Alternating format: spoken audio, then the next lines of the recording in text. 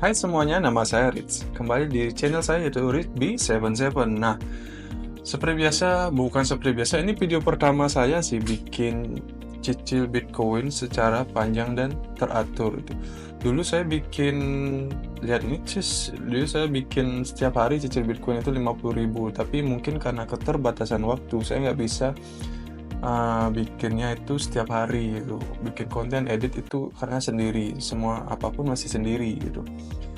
Nah, kenapa saya tertarik untuk buat konten cicil Bitcoin itu karena memang ini kesempatan sekali seumur hidup sih buat saya pribadi itu dapat aset yang sebagus ini gitu. Benar sih yang dikatakan Timothy Ronald tentang Bitcoin, tapi mungkin Anda-anda yang tidak percaya itu menyepelekan ini itu.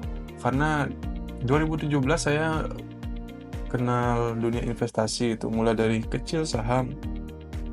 Tapi uang saya tidak sebanyak Timothy Ronald dan perjuangan saya tidak sebanyak dia ya.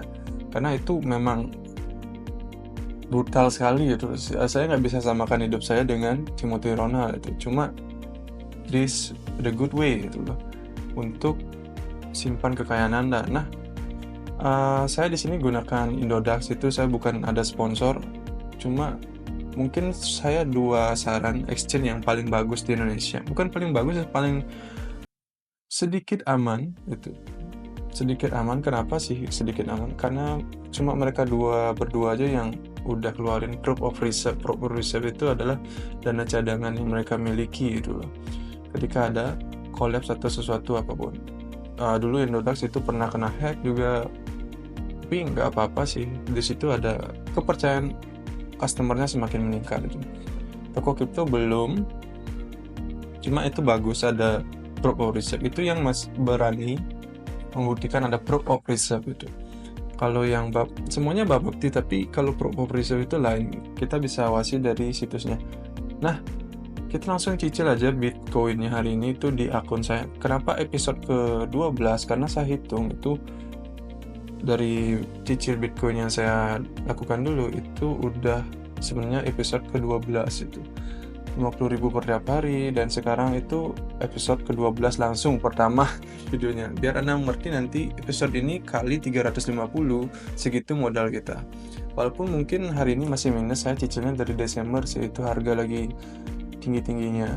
Dan beberapa time kita dapat di 70 ribuan, itu yang pas down kemarin itu. Karena BlackRock bukan karena ETF ya, jual ETF-nya itu ngejual ETF Bitcoin, jadi BlackRock ikut jualan untuk ETF-nya aja sama Ethereum, jadi harganya down tuh. Tapi sekarang naik lagi itu sampai berapa ya, 15% lebih kan, itu dari 78 sampai 90 udah 15% lebih itu.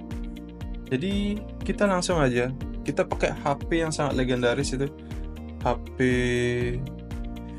apa ya, saya ini aja HP kosong itu ada Evercross 4G. Tapi kita akan langsung cicil di sini. Nah, kita seperti biasa pakai Indodax. Saya nyertain link ya, kalau mau support saya boleh, kalau enggak boleh. Kalau mau daftar pakai link ini juga boleh, saya nggak maksa. Saya exchange ini bagus enggak? Paling bagus itu Code Wallet, tapi Code Wallet itu kita nggak bisa nyicil, itu pertama. Itu akan rugi besar kalau kita nyicil di Code Wallet, karena itu kan nyimpannya di luar negeri, kita nyimpannya di jaringan Bitcoin, cuma kita kena currency USD itu. Jadi gapnya itu besar, jadi kena pajak, kena biaya transfer gas fee-nya Bitcoin dan segala macam itu, jadi gas fee-nya besar. Kecuali Anda punya aset lebih dari 1M, saya saranin sih pakai Code Wallet itu. Nah, langsung saja kita cicil. Harga Bitcoin itu sekarang 1,5 miliar di Indonesia rupiah. Kita langsung aja kita klik Bitcoin, buy-nya 350 ya, 350 ribu.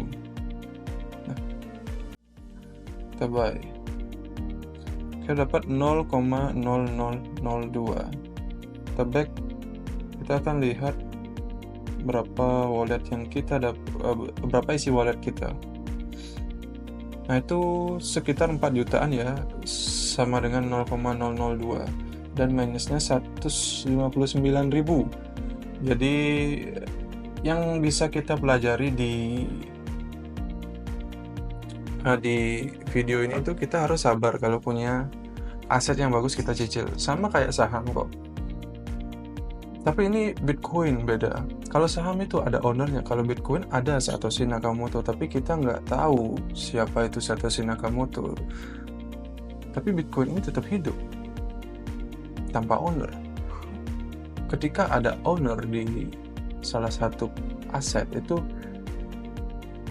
volatilitasnya itu bergantung sama owner tersebut, dan pasar akan bereaksi dengan apa keputusan owner tersebut. Nah, kalau Bitcoin itu tidak sama sekali bergantung pada owner. Itu keputusan pada hedge fund yang bukan hedge fund sih, orang yang dengan Bitcoin yang banyak itu dia jual atau dia beli, itu bikin ya sedikit naik turunnya. Retail juga berpengaruh, jadi reaksi pasar saja, bukan reaksi dari ownernya. Kita harus lihat kayak US itu udah adopsi Bitcoin, itu dapat berita kalau Trump itu mau pakai Bitcoin sebagai cadangan aset, karena dari tahun ke tahun dia pro crypto. Nah, kenapa cicilnya itu hari Senin? Nih, saya kasih data biar nggak dilihat bohong gitu. Monday, weekly DCA Bitcoin Monday might be slightly better dari dcasignal.com. Ini udah situs yang udah terkenal ya. Itu kita cicil Bitcoin itu, DCA itu kepanjangan dollar cost average. Kenapa sih lebih bagus DCA daripada sekali masuk gitu? Nah, kita dapat harga rata-rata Bitcoin di 1 bulan itu. Jadi ketika Monday itu biasanya Bitcoin mengalami volatilitas atau ya lebih turun dari harga-harga sebelumnya. Jadi that's good idea untuk cicil Bitcoin di hari Senin gitu. Jadi yang Anda punya keterbatasan waktu, nggak dapat analisa pasar, saya kasih nih gratis, nggak perlu bayar. Cicillah hari Senin itu aja, nggak perlu bayar. Cicil harus, nggak perlu ikut kursus mana-mana itu, cicil hari Senin saja itu aja untuk cara cicil Bitcoin. Plus kalau mau buat akun itu ada di bawah linknya ya. Kalau mau support saya boleh pakai Indodax atau toko kripto, di linknya di bawah itu saya dapat komisi memang, walaupun nggak seberapa. Itu terserah Anda, kalau mau pakai boleh, enggak itu. Ya, itu keputusan Anda, saya nggak memaksa, karena sebetulnya exchange itu aman nggak aman sih, kalau orang bilang aman nggak aman, karena hot wallet bisa diretas. Kayak dulu Indodax diretas, tapi untungnya Bitcoin dan aset-aset para customer-nya itu aman. Oleh grup Korea semakin wah mantap sekali pas hackernya. Lazarus Group itu sampai Bybit itu dihack sampai 22 triliun si Ethereum itu. Kalau Bitcoin itu udah sampai ke sana, itu Bitcoin susah, untung Ethereum.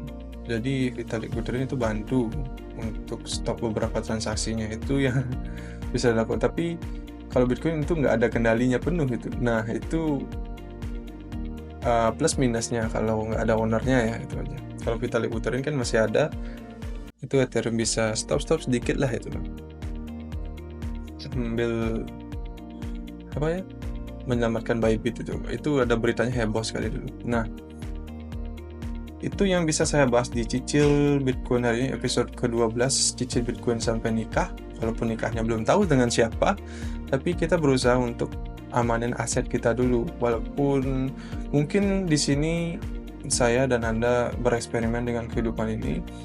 Jadi kalau yang mau ikut jalan saya boleh, kalau yang nggak apa-apa, saya nggak maksa. Karena ini menurut saya cuma kesempatan sekali dalam hidup. Tapi yang nggak punya uang gimana? Tingkatin skill aja dulu sih, dapat pekerjaan yang bagus. Saya juga di dunia bisnis tidak terlalu hebat, seperti Timothy Ronald yang bisa jualan pomer dan segala macam dari ceritanya. Saya tidak seperti itu, tidak bisa, dan saya nggak bisa baca buku sama sekali.